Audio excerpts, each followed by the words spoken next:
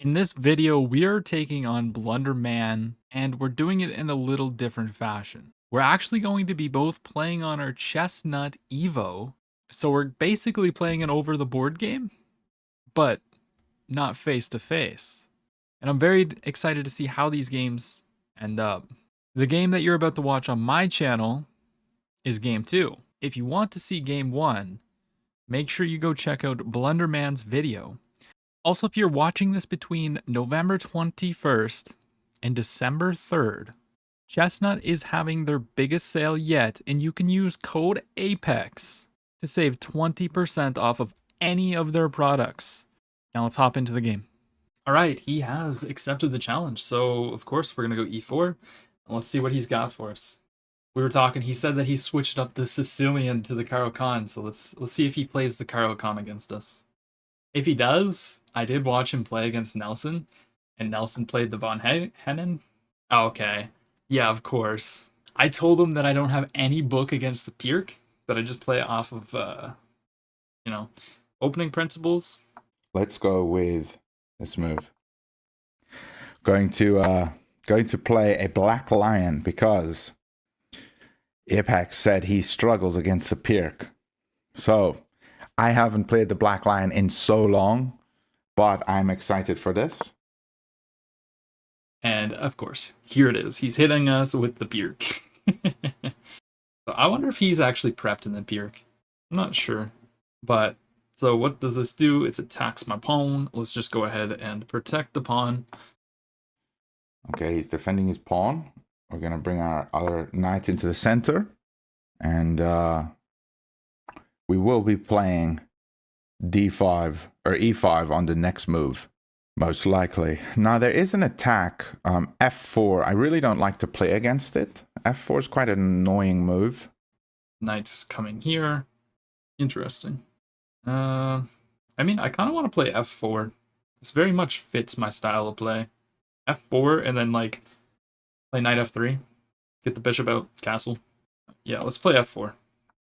Okay, he played it. Oh, that's so frustrating. Okay, so I can still play this.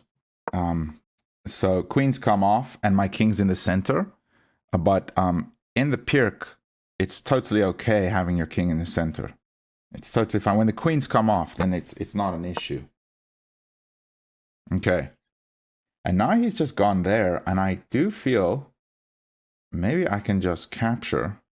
Do I take on d4? Or do I play bishop e7? You know, we definitely take here. And he's striking in the center. Just kind of expected. Kind of expected. But I think we're just going to develop our knight. Let's develop the knight. If he takes, I can just take back. In whatever way. Develop. Castle. Life is good. Okay, so he decides to take in the center. Now we have a question of which do we take with? We can take with the queen, or we can take with the knight.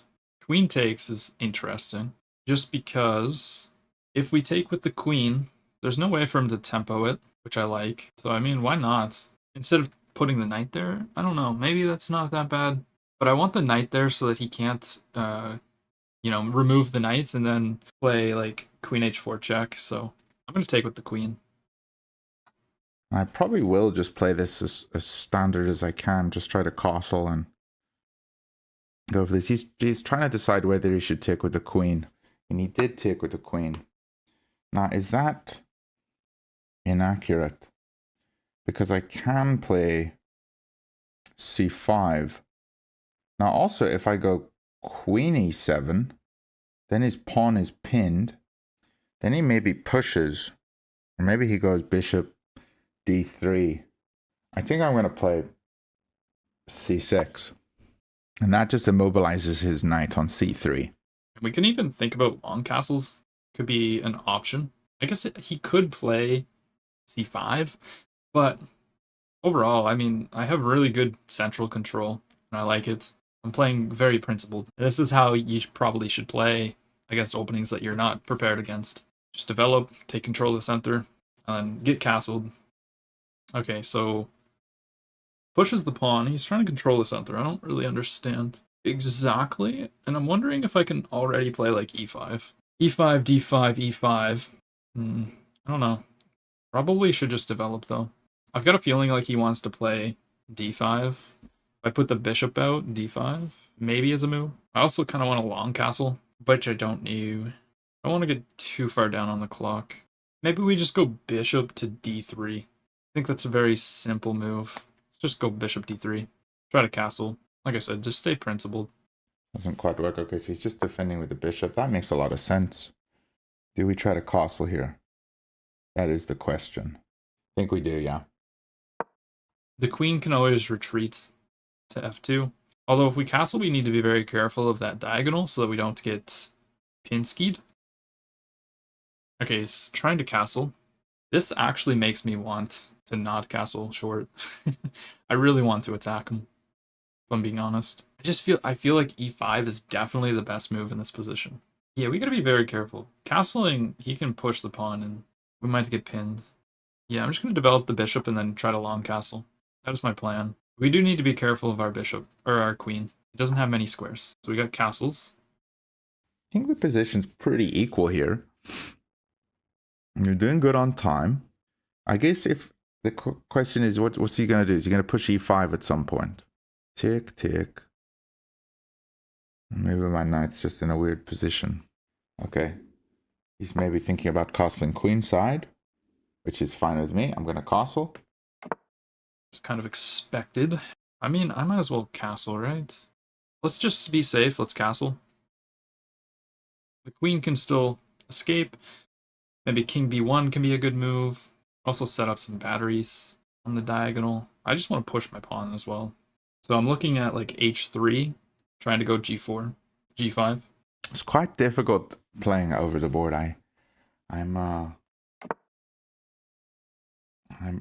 It's just a different game, and I'm just not so used to it.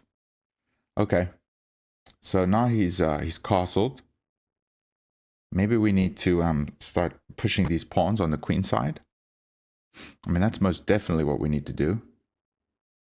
Now, if I push c5, he can push maybe, maybe he can't. Tick, tick, and then my knight comes to e8.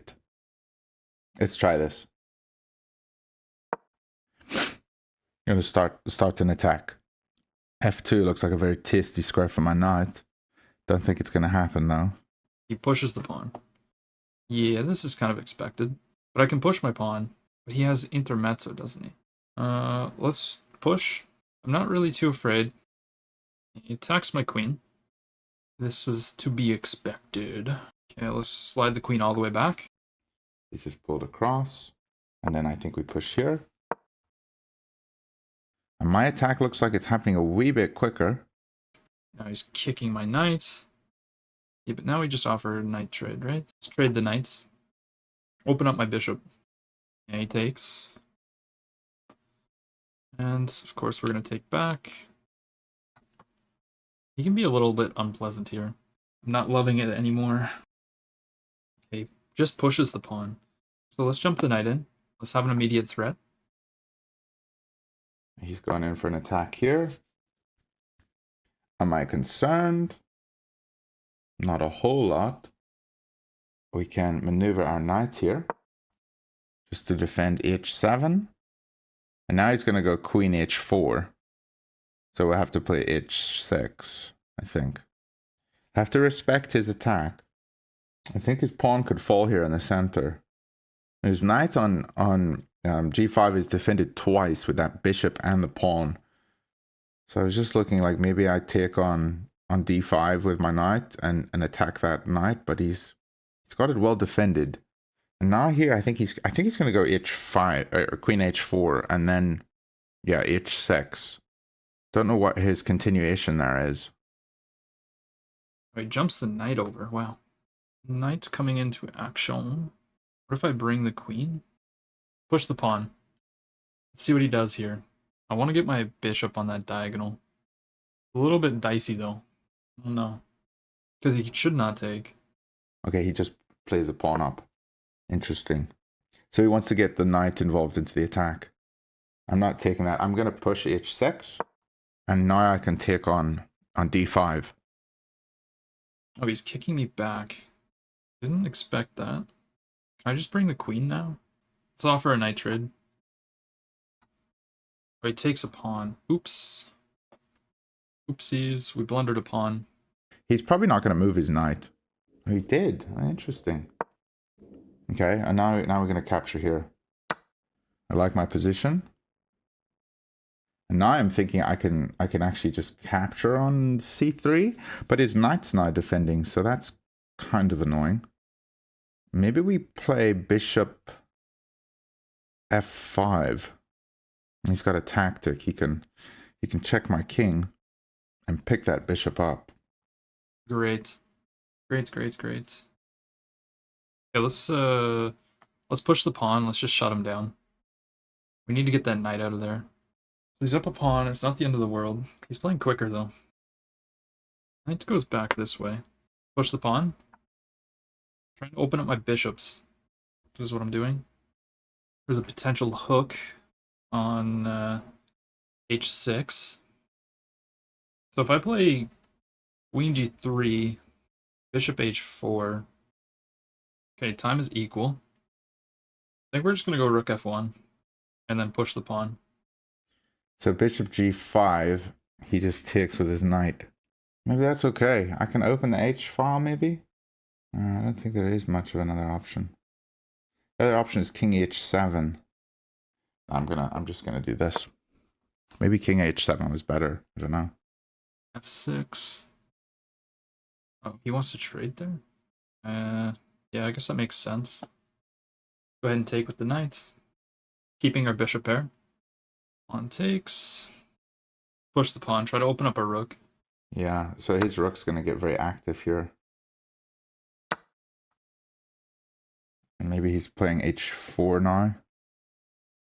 He goes h4 and I take. He takes with queen, threatening mate. So I don't want to take. Maybe h4, I go g4.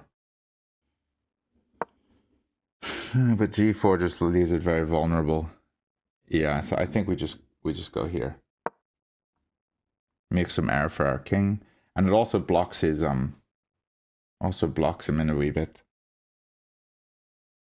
Protects. Okay, so his light squares are now weak.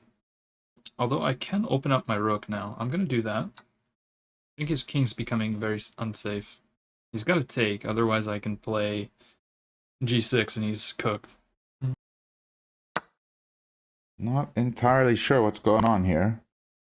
So queen h4, and he's threatening to come in, and he'll probably play g6. So maybe I need to move the king first, or maybe I need to just take. Yeah, let's just take. Maybe my bishop can defend. Because he doesn't have queen h4 yet. Takes. Let's move the pawn. I'm trying to enable my queen to go to h2. Oh no. No, it mouse slipped. That is not where I meant to go. Gonna try this. He can't take because I win his queen. I meant to protect the pawn. That is not good. Yeah, he pushes. Okay, let's go all the way over. Was the idea. He just goes there instead. So he's threatening checkmate in 1, 2 ways. I didn't see that move. So yeah, so if I go g7, he checks checkmates on h8. So I think I have to move the king. Okay, he's running the king. It's an interesting choice. Yeah, but now I just go check. Yeah, check, and I think he's losing. He just checks me. Well, I have to go here, don't I? Can I move up? No, I move up. That's I'm probably getting mated. Yeah. Because if he goes to e8, then I have rook e1 check. I'm toast, lads. And it's just checkmate. Well done, bro. Beautiful attack. Beautiful attack. Yeah, he can block that way. I think we just take with the rook. And yeah, deliver a nice checkmate. He's going to let us do it on the board.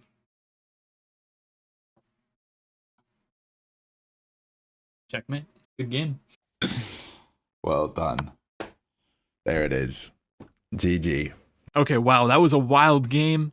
Don't forget, Chestnut is hosting a 20% sale. So if you want to get a board like this shown in the video, make sure you check them out. Use code APEX. You'll save 20% off. And if this is after December 3rd, you can still use code APEX and save up to 17% off. If you enjoyed the video, drop a like, comment, and subscribe. Thank you so much for watching.